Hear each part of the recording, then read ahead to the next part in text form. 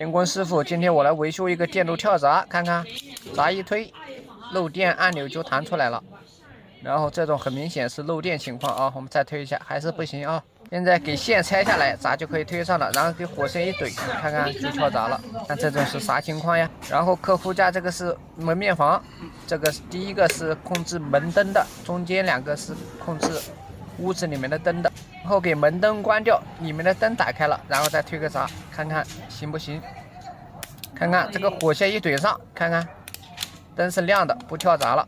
哎，好嘞，这个是什么问题啊？啊？你看看哪里不亮？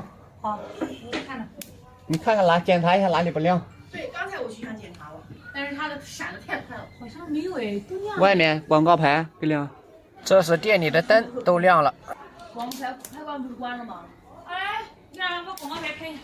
好，广告牌就第一个吧。是第一个开。第一个没开。就第一个吧，你别开，你开，开啊！你开，你开。你看一下，瞧瞧，广告牌开关一开就跳闸。检查到门头射灯，你看都这样了，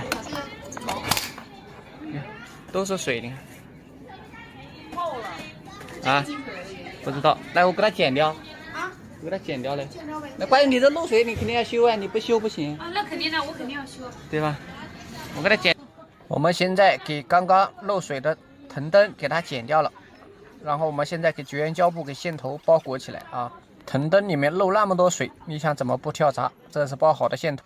然后我们现在还是给外面的广告牌的开关关掉，然后我们再回到电箱，然后回到电箱给这个漏电保护器的闸推上，然后再给线给到下档的电源上，看看灯是亮的。你给那个广告灯再开一下看。好，我来打。你看一下广告可对？就好了，亮了是吧？亮了，但这个灯不亮了。啊？那灯不亮吗？这两个小灯不亮。我们这个顶上其实还没有做防水，你知道为什么吗？小芳，因为顶上有一层玻璃。看看屋子里的灯都亮了啊。好像是。那个灯不亮，那广告灯亮不亮？广告灯是亮的，外面是亮的。谁给你外面？啊，刚才亮了呀。对啊，亮的。外面亮，但是中间两个筒灯不亮。广告牌的灯正常亮，就刚刚漏水的灯不亮，那就不管它了。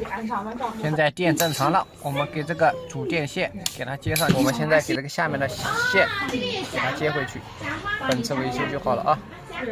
另外一根接在上面的线是普通插头线，我手上这一根是灯的主电源线，然后给它塞到漏保的接线断指孔里面，然后接紧，用螺丝刀给它拧紧。